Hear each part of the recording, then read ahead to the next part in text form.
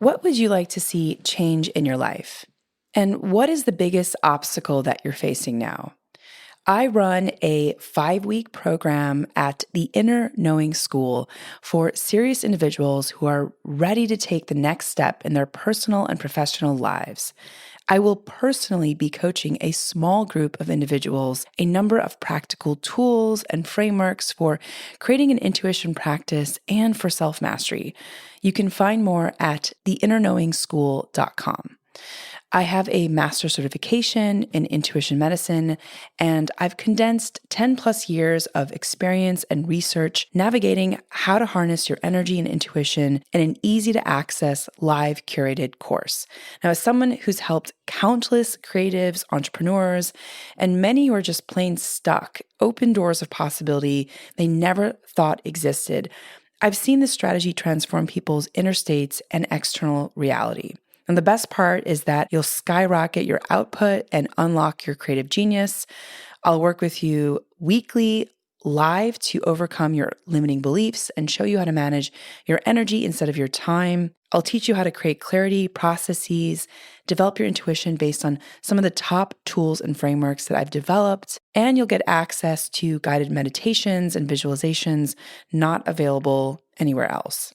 This method is so effective that even if you don't have that much time, or if you think that you might not be ready, this will work for you. You can check out the link in the show notes to join the waiting list, and you can check out what past clients had to say about the program. Wishing you all many blessings ahead. I'd like to thank our sponsors, Blood Moon Box, a monthly subscription box service for period pads and tampons to help support all humans who have a cycle for that time of the month, and no need to run to a store to mix and match period supplies that don't cater to the entire ebbs and flows of your cycle. There are 2 box options based on your cycle, light and medium, and then heavy. And in addition to the period products, you'll also receive PMS herbal teas, a candle, and some other items for your time of the month. You can reserve a box by navigating to bloodmoonbox.com. And bloodmoonbox.com is on a mission to destigmatize the idea of period blood. At Blood Moon Box, they believe that it is the time to honor the enchanting magic within every person who has a cycle. So join us in embracing the magic of your cycle with Blood Moon Box. Hi, my name is Yasmin Tarehi, and this is Gateways to Awakening, where we host one-on-one conversations with leading experts in wellness, well-being, and spirituality. Today's episode is about your brain on art with Ivy Ross, the Vice President for Design for the hardware organization at Google. Over the past 6 years, Ivy and her team have launched 50 plus products, winning over 240 global design awards. And a winner of a National Endowment for the Arts grant, Ivy's innovative metalwork in jewelry is the permanent collections of 12 international museums. And she's also 9th on Fast Company's list of the 100 most creative people in business in 2019. Ivy believes the intersection of arts and science is where the most engaging and creative ideas are found. And we're going to also talk about her newest book, which is called Your Brain on Art. So welcome to the show, Ivy. Thank you. And I just wanted to state I'm the co-author. I wrote the book along with Susan Mag-Salmon, who's at the Arts and Mind Lab at Johns Hopkins Medical University. Oh, amazing. Okay, great. We'll definitely add her in the show notes. So, Ivy, to kick it off, why do you say that art is kind of the language of humanity? Well, way back when it wasn't even a word, the word art in indigenous tribes, and it's still going on. They just lived life. What we now call art was a way of living. It was culture. There was dance, and there still is in some communities, but dance, storytelling, painting, theater. And so we didn't have to call it the word art, but it's the way we've lived from the beginning. And then somehow we pushed these arts aside, but they're actually our universal language in terms of the way we communicate. And why have we lost this kind of way of living in the West and in modern culture? And how are people kind of trying to get back to that space of creativity? How are you noticing that happening? Well, I mean, I think we lost it a couple of things. I think we've been optimizing for productivity since the Industrial Revolution and kind of pushed the arts aside as nice to have or something elitist. Or I many of us who were involved in the arts as children were told you'll never make a profession out of it, you're no good at it. And so we've put that aside, and it really is a crime that we put it aside because it's critical for our health and well-being. And I guess we can get into that. The other reason I think they've been pushed aside is when the Sputnik threat came in, all of a sudden there was this emphasis on science and math, science and math. And again, all the arts got pushed aside. And so what's been great about writing this book with Susan from Johns Hopkins is now science is starting to prove that the arts are critical for our health and well-being. And so when Susan called me a few years ago and said, we now have the proof. I mean, at first I thought, I know that the arts are great for us. And I realized most people don't understand that intuitively. And therefore, having the science to back it up would be super important. So that's why we decided to write the book.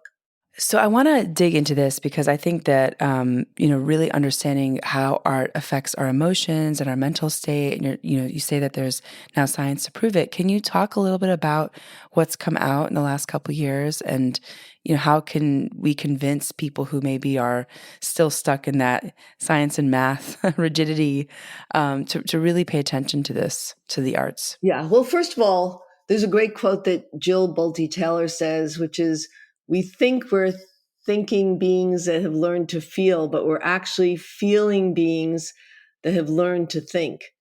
And I think that's super important because if you accept that, which I do, and what she's talking about is that we're literally, in our development as humans, it's only been more recently that we've developed the ability to think, but we have been feeling beings um, all along.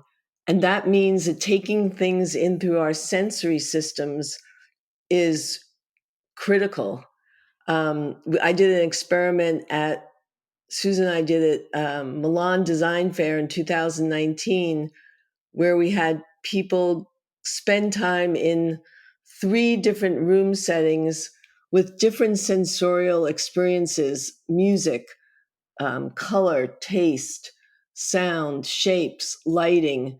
And they wore a band that my team and I did at Google with an algorithm with with Johns Hopkins. And we asked people to just spend 5 minutes in each space, listening to the music, looking at the art, feeling, just being. That's why it was called a space for being. And then at the end of spending 5 minutes in each of the 3 rooms, we downloaded and, of course, then deleted the data from the band that each person was wearing. And we'd say to them, in which room did you like the best? And the person would say number 2, for example. But their body showed that it was room number 3, that their physiology was actually more comfortable, more at ease, less stressed. And I remember saying to Susan, if at least 58% of the people don't have a disconnect between their mind and body, we're going to be in trouble here. But luckily, I think it was 59% of the folks did have that disconnect. And what it was showing is that we are feeling all the time. And sometimes, because many times people would walk into the room and say, I love that room. And that's because their cognitive mind has seen a picture of something similar or it reminds them of a friend's house. But that doesn't mean that their body is feeling good in that space. And so science has been able to, in the last 20 years, get into our heads in a non-invasive way and see, what part of our brain lights up during some of these different sensorial experiences. And it's very complex. It touches a lot of different parts in our brain, but it is clear that the more our senses are alive, it's also the way we make new with neuroplasticity, new synapse connections. When we are looking at a piece of art or something beautiful in the forest, these salient experiences, which are experiences that have an emotional component, make new synapses. And what I learned through writing the book with Susan, and I had no idea, is that old connections will be thrown away, so to speak, as these new neural connections are made. And so it's almost just like I think we're new people every 7 years because our cells die, and over 7 years, every cell has been replaced. Well, the fact that we can literally be wiring new brains based on the experiences we have, the places we go, the things we touch, the way we express ourselves. So it's remarkable. So I think what's happened is being able to have access to more of what goes on in the brain without invasive technologies and understanding neuroplasticity. Those two things has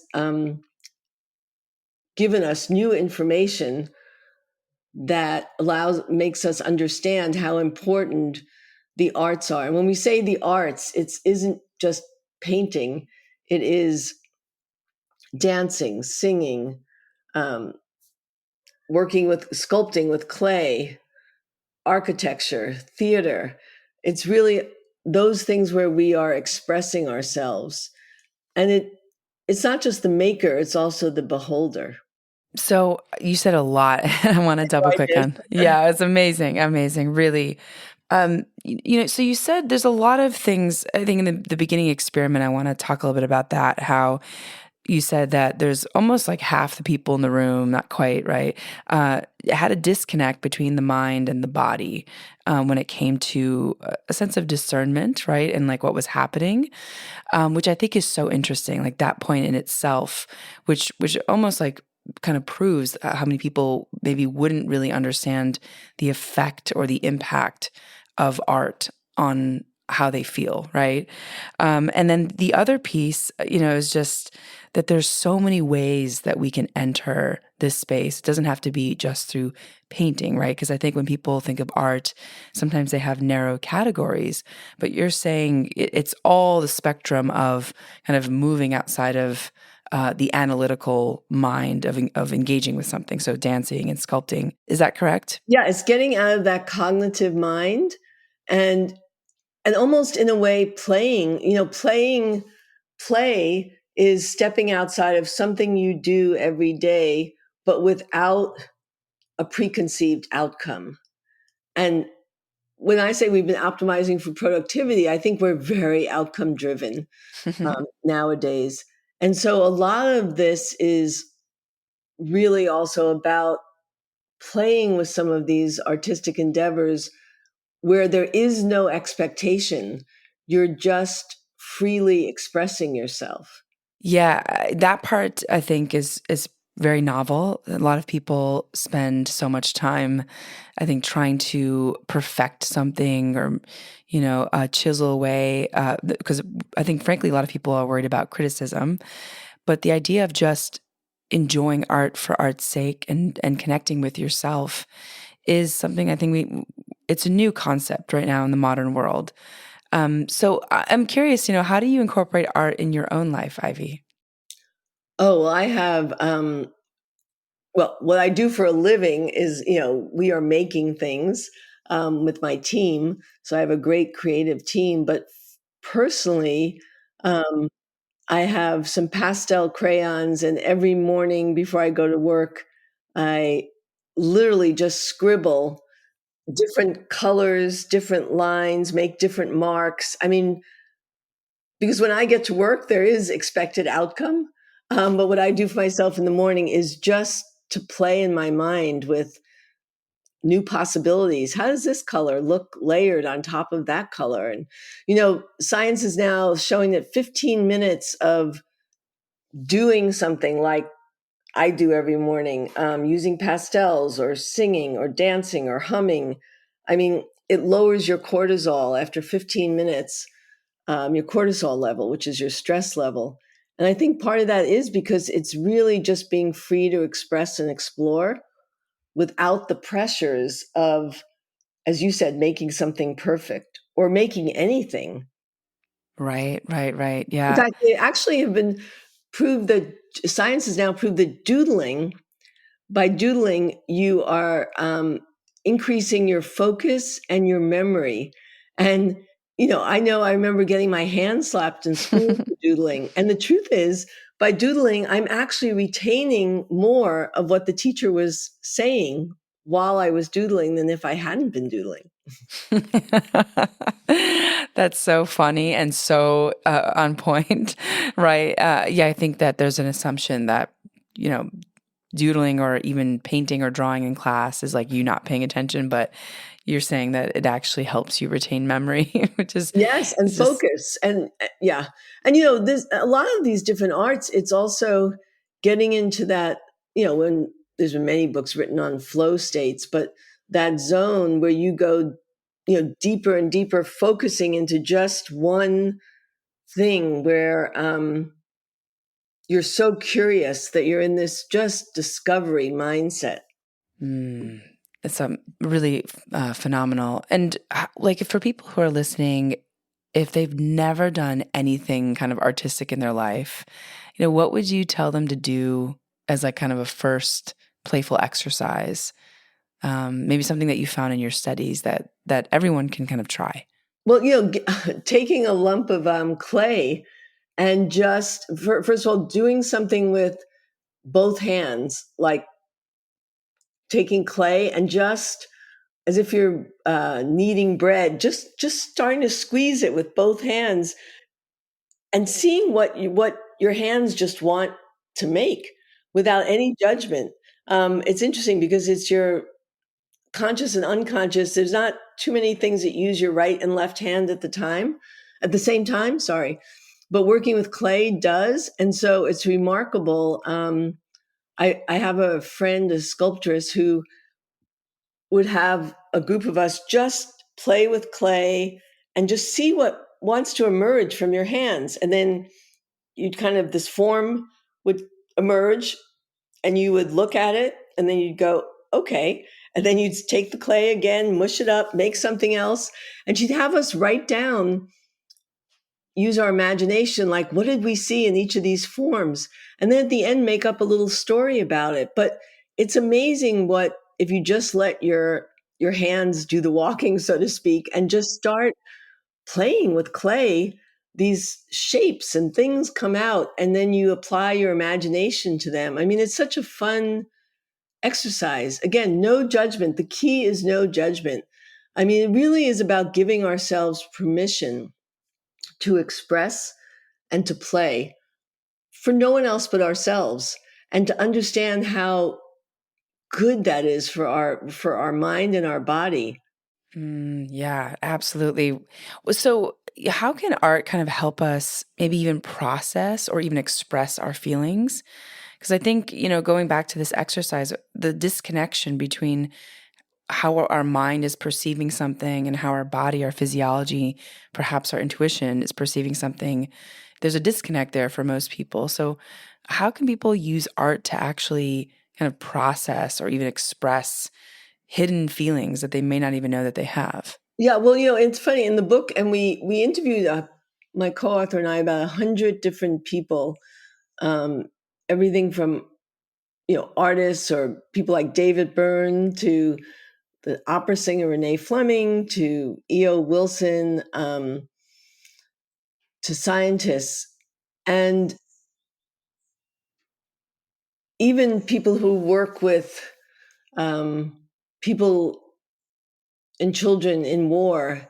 And there's a chapter, the book is organized by not each art modality, dancing, singing, painting, but by end states, mental health, physical health, um, community. I mean, different ways that you could use art.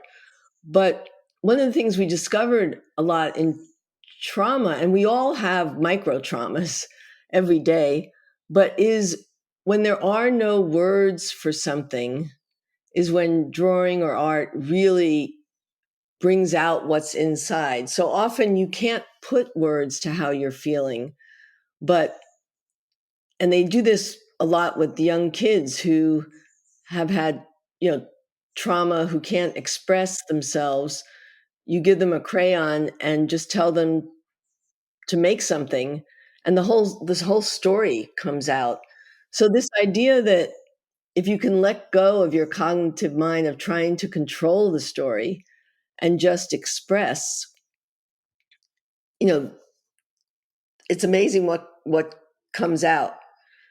And even they've been doing some studies, even writing down a secret or something you've never told someone and putting it on a piece of paper, just the act of writing it down changes your physiology, because you've brought it forward, you've brought it from within to the outer world. And so this idea of expressing ourselves, um, even if it's just a piece of paper, we write it and then we throw it away, no one has to read it, that in itself lowers your cognitive load. Fascinating. I did not know that about writing. That's pretty amazing, and that makes sense. Like if we are not moving it outside of us, it just sort of remains in our field of thoughts and consciousness and takes up space, right? Where if we let it out, then we have more space.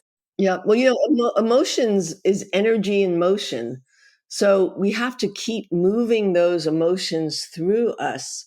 And when we don't, they get stuck. And that's when we get depressed or ill. Right, right. So, what are some ways that art can kind of influence our perceptions and perspectives? Like, what are some of the ways that you've seen art kind of shape our values in society as well?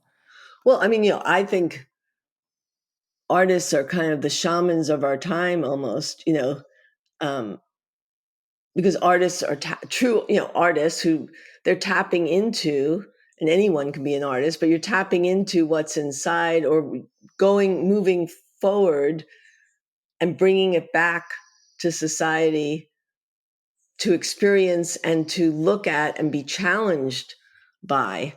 So I think there's actually a program where they're taking doctors to museums and having them look at paintings or abstract art. And they ask them three questions. And the first one is, what do you see?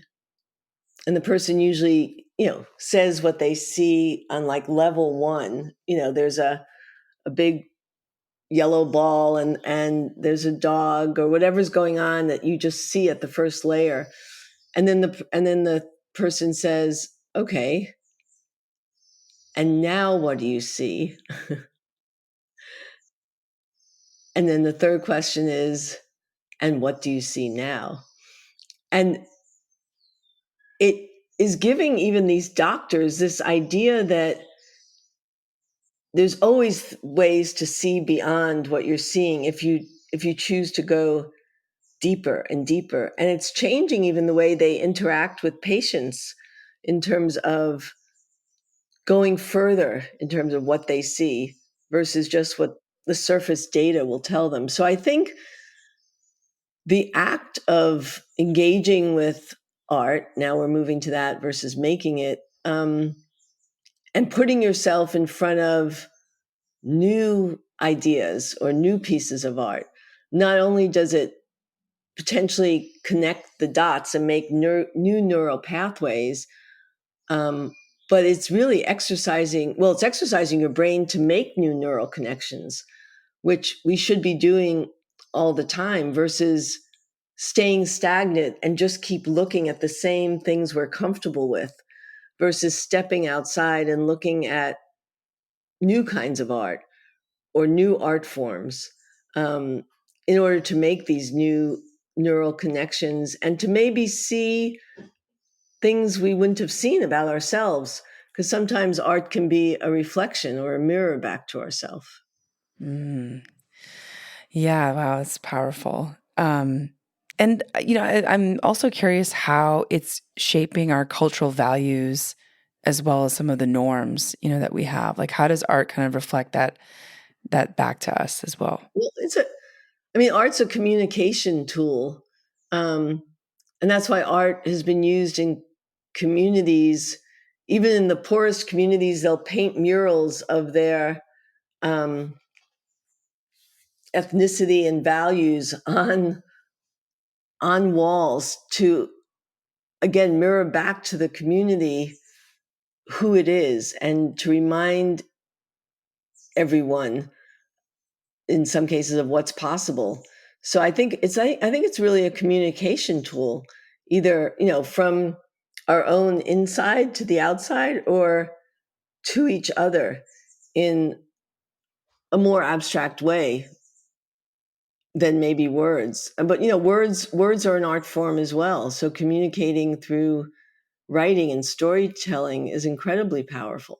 Yeah, I really appreciate that communication tool piece. The expression of self comes in any socioeconomic space and demographic, and it's sort of just like an international kind of global way to communicate.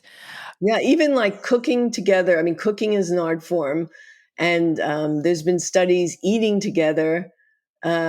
There's actually less tension between people, less um, arguments. It brings people together, sharing some of these art forms together.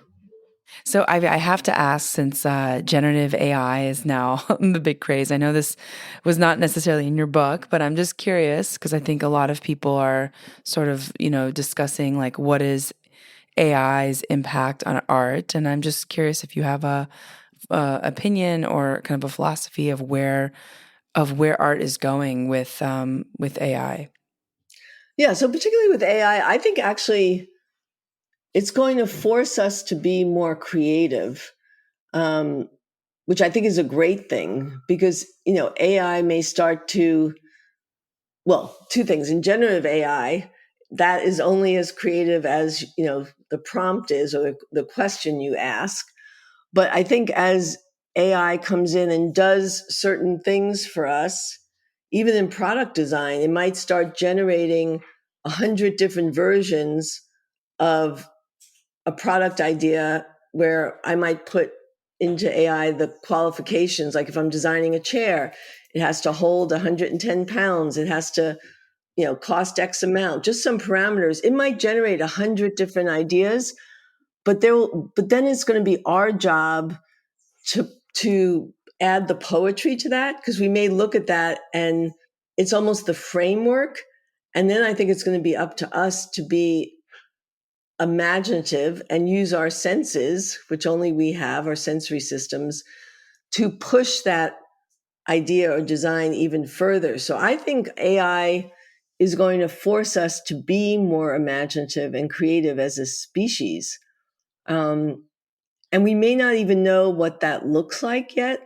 Like I know we're all sitting here going, well, what does that really look like in the day to day? And I don't have that answer, but I know that it is, we're going to have to find then, okay, if this is being generated by AI, what is it that we add in the mix? And what does that uh, co-collaboration look like? Because I think it will become a collaboration.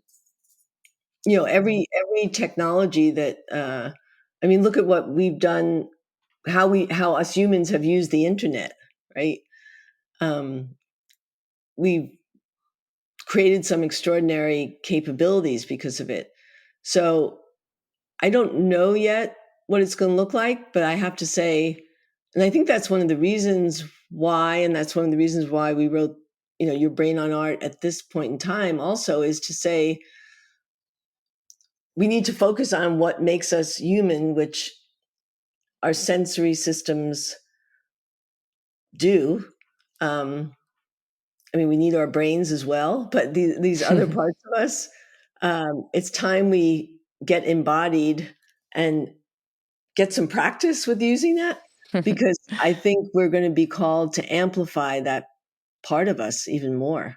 Mm, I see. Yeah, yeah. Super fascinating. I completely understand your point of view on that, and I think that makes a ton of sense. It's like the you're only as creative as the question you ask. I really love that so much, and I do think it'll force us to be more creative. Yeah, and I think that there's so many interesting use cases, coming out online of people who are using AI, and some of it feels generative, and some of it feels kind of, I don't know. It doesn't seem like it's adding much value. Yeah. Well, like anything, we have to be, society has to hold hands and decide, what what's right, what's wrong. I mean, a car can be helpful getting you where you want to go, and a car can hit someone. It's like everything has its tension of opposites. And don't get me wrong, AI has good things and bad things. And so we all, like I said, as society, have to hold hands and make clear what's acceptable and what isn't. Right, right. So, Ivy, I want to talk a little bit about why you decided to write this book with your co-author, and why now. I mean, you spoke a little bit about it with the question about generative AI, but I'm curious. You mentioned that you've been working in this field for a long time, you've done a lot of studies over the years, but why now? Why did you write this book, and why now? Yeah. So basically, I've been a designer, an artist, a creator my whole life. And I've also studied sound and vibration and kind of the mysteries of life. So Susan reached out to me about 5 years ago. Her lab, the Arts and Mind Lab, has been gathering a lot of the data of these different modalities in terms of, music, sound, painting, all these different modalities, theater, what they do to the brain and body. And so she's been following, unbeknownst to me, it was a LinkedIn, and said, I've been following your career for 25 years. I'd love to talk to you. And so I said, okay. The first thing is, that's called stalking. Following my career for 25 years. But she said, science is now proving that the arts can help our minds and body, and they're critical to our health and well-being. And I said, I know that. That's why I do what I do. And she said, and I said, but wait a minute, you're right. Now that there's the science to prove it, I said it would be great if the masses understood this, because I see so many people shut down because they've stopped expressing themselves, or they think they're not good at it, the self imposed judgment, or it's not important. Um, I know so many people who wanted to become a musician or a painter or a dancer, but their parents told them, you'll never make a living at that. And little did they know what they were shutting down for that soul at that time, the ability to express. So we started actually writing the book pre uh, COVID, and it became even more, with the right now, mental health is becoming actually more of an issue than physical health. And so little did we know how important the book would be at this time. And as we've been going around giving book talks in various cities, I mean, we have people just coming up to us saying, oh my God, you've given me permission, to do these things again. And it's interesting because it's like, wow, just hearing that it makes us feel so good that just sharing, and, in our book talks, we share more of the data, and it's all in the book, but it is like people are waiting for permission to do some of these arts, or just to, even things like humming or singing while you're driving. People have been so grateful, saying, thank you. You've given me the information. This book has given me permission to pick up a crayon again, or to, dance around the house and not think it was silly, or to pick up a paintbrush. Because, we have stories, we have incredible stories in the book. Like, I'll give you an example. This one woman that she started a group called Art to Ashes, and she was taking frontline firemen coming out of fires who had just had trauma. I mean, they had to leave a burning body behind, and she would give them a paintbrush and a canvas and say, start painting now. Just move your hand, get the paint on the canvas. And we interviewed this young fireman that said, oh my God, it changed my life. Just immediately releasing what I was feeling on that canvas, not caring about the way it looked, um, changed his frame of mind, that he'd go home to his family that night.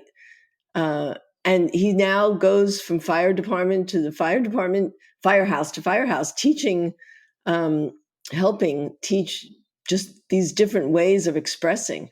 Wow. That's amazing. Very, very incredible that someone would even come up with that idea, but that makes so much sense, especially when there's so much trauma, right? Like the moment that there's a lot of trauma, to just get it out in an artistic fashion. Yeah, because if you can get it out immediately in the moment, because what happened, I mean, like, we all have micro traumas, as I was saying, every day, and we just suppress them. And then more come on top and on top and on top. And then at a point, you either explode or disease happens because you haven't released it. So I go back to that idea of everything is we need to keep things in motion, keep things moving. We're dynamic beings. And so it's moving all of that energy through us, all those feelings out of us. Whereas I think we can think these things away. We can't really think them away. We can, in our cognitive mind, try to justify things, but it doesn't move things through our body. Actually, engaging our sensory systems move things through our body. Mm.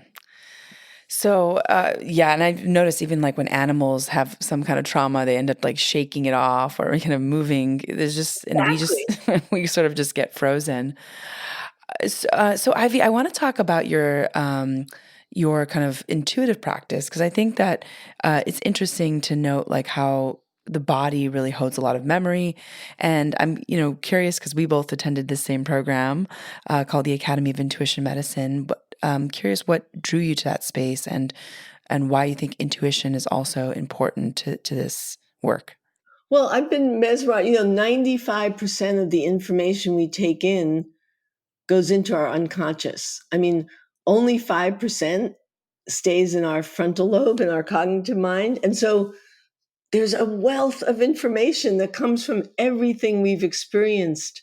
95% of what we've experienced. So actually, I know sometimes in the companies, when I was a designer, they would say, well, why do you feel that color is the right color? Or why do you feel that shape? And I said, because that feeling I have actually comes from more data, uh, which is called my unconscious, than any data, in my conscious mind right now.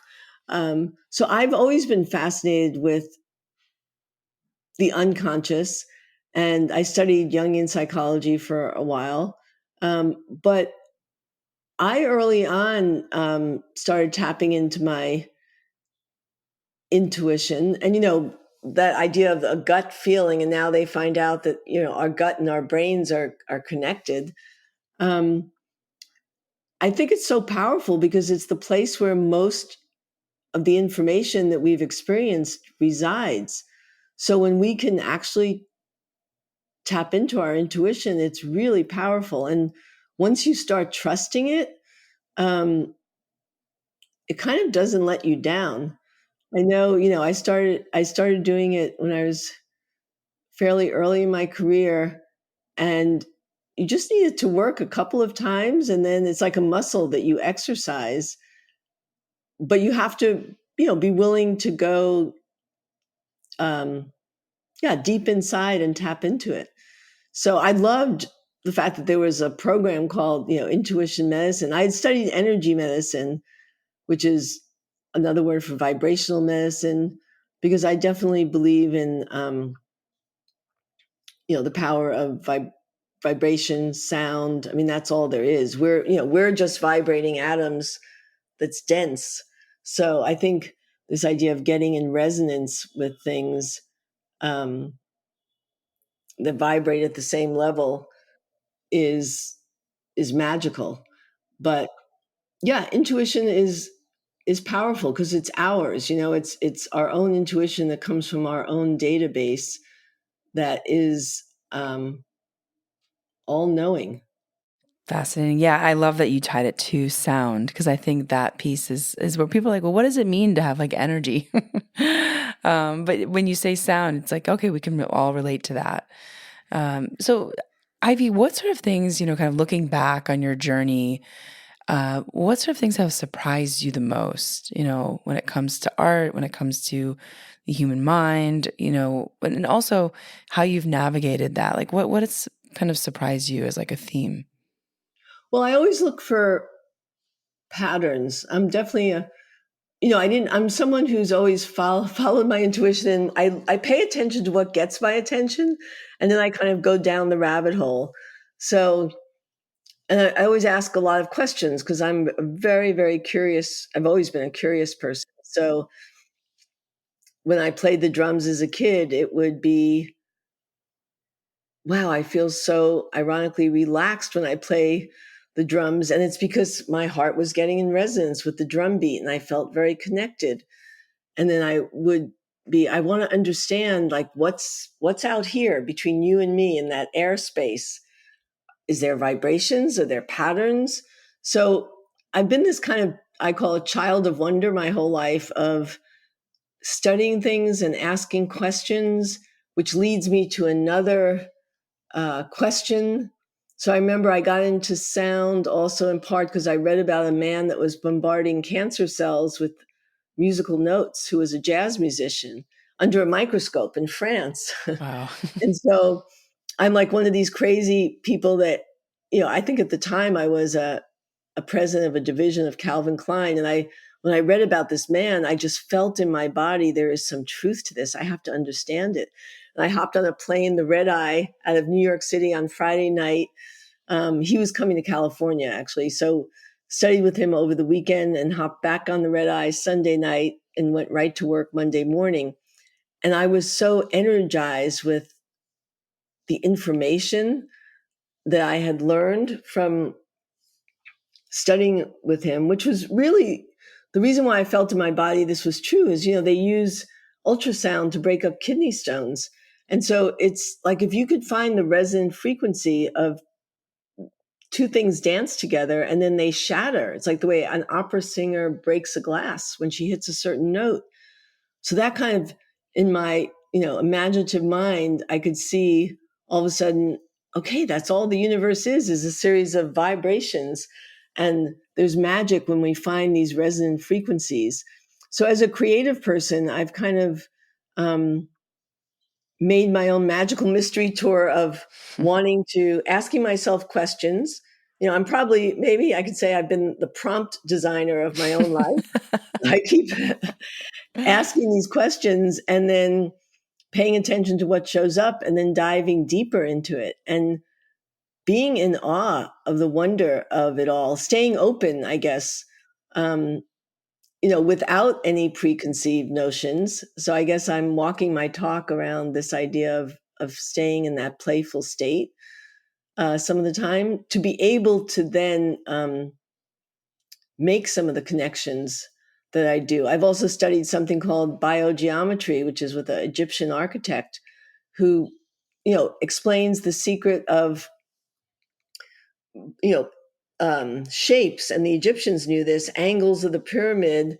And he'd have us work with the pendulum. And just by shifting the angle of two lines, the pendulum swings an entirely different way because you're interrupting the vibrational field in a different angle.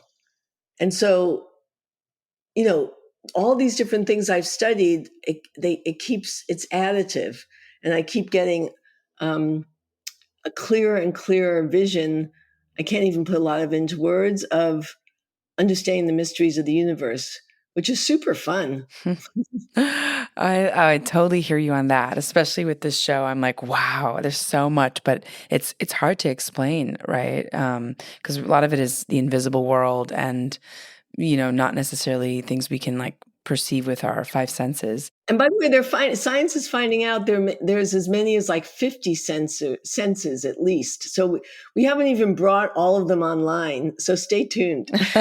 Yeah, totally. I just did a talk about that actually, about how we just assume we have these five senses, but actually there's quite a number of extrasensory senses that we just sort of haven't brought into the mainstream. So Ivy, I want to talk a little bit about like the maybe people in your life that may have been influential, or people that you admire, and who's really kind of helped you move forward on your path. And yeah, I'm just curious, like who are your mentors? Oh God, there have been so many, depending on who I encounter in life. There's a woman named Makara Meredith who's studying to be a Buddhist monk, and I encountered her in my life at one point, and she changed my life. And then there's Dr. John Beaulieu, who was one of my first sound teachers, who um, put a lot of the pieces together for me. Um, uh, Fabian Mamon, who uh, had me stare for an hour at colored circles and understand the different frequencies and vibration that came off of each color. Um, a woman named Jackie Sussman, who does something called eidetic imagery, which really shows us that our operating system in our brain is based on the images that we've held throughout our life. I mean, there's been so many teachers. There isn't one master, you know, a guru or teacher. There's been along my journey. The important thing is I realized early on in life, because when I was 20 something, I got my work in museums, because I was a very inventive kid, because I asked a lot of questions, right? I was this child of wonder and curiosity. And then I'd ask myself a question and stay in the studio relentlessly until I solved it. And that would equal a technological breakthrough. My work would get in a museum. I that Getting my work in museums in my 20s, that high lasted for about 2 weeks. I mean, some people spend their whole life wanting that. And I realized, oh my God, life is about the journey. It's not about the end goal. Because I had already obtained what some people spend their whole life trying to obtain. And here I had done it in my 20s. And I realized it's not about that. It's about the journey. And so I'm going to make sure that this journey is as exciting as possible. Um, and so that's why I think I, paid attention about what got my attention, and then would um, have these different chapters of things I've studied, connections I've made, places. I started this nonprofit called Life's Little Adventures that I would take friends um, to the Amazon jungle or to climb mountains in Patagonia. We'd all pool our money. I mean, to have shared experiences together. So there have just been joyful things, because I believe that not only there's everything is pattern recognition, but also it's all about relationships, to ourselves, to each other, to nature. The book talks a lot about neuroaesthetics, and aesthetics is these things are alive in our senses, but the most neuroaesthetic place there is nature, because it has light, temperature, color, shape, sound, and it is our true nature. It's where we came from. So talk about health and wellness. I mean, like 20 minutes in nature changes your physiology for sure. And so I've made sure that I've had life's little adventures in nature a lot. So I'm very super grateful for my journey, and I have encountered many people along the way um, that have changed my life, and I see my life as a series of chapters. Wow, Ivy, that's so inspirational. Thank you for sharing that. I took a couple notes, so and I love that you created a nonprofit to take adventures and bring people together, and a lot of times in nature, because I think those are the moments we all remember in our life. It's the relationships we've had and the experiences that we've had, and so I really, really appreciate that. So, what do you want to tell our listeners about your main takeaway? What's the kind of your big call to action for folks listening in? Yeah, I mean, if you can just, and this is what the book said, 20 minutes a day of just like we've now learned to exercise, we've learned that sleep is good for us. I mean, 20 minutes a day of just doing some art form that allows you to express yourself. Or if you feel like you can't at all do anything, just even listen to music, listen to sound, bang on a drum, be out, outside for 20 minutes a day, but almost this practice that you do for yourself. Because I think what I want for people is that they spend time um, finding out, who they really are and what their soul needs, and bring, pure joy without any um, fixation on the end result, but just being able to play a little. So I would love for people to be able to play with some of these ideas and play with your senses and make time in our busy schedules to do something without a preconceived goal. Amazing, amazing. And where can people find you, Ivy, if they want to connect with you? Where can they find your book to stay in touch?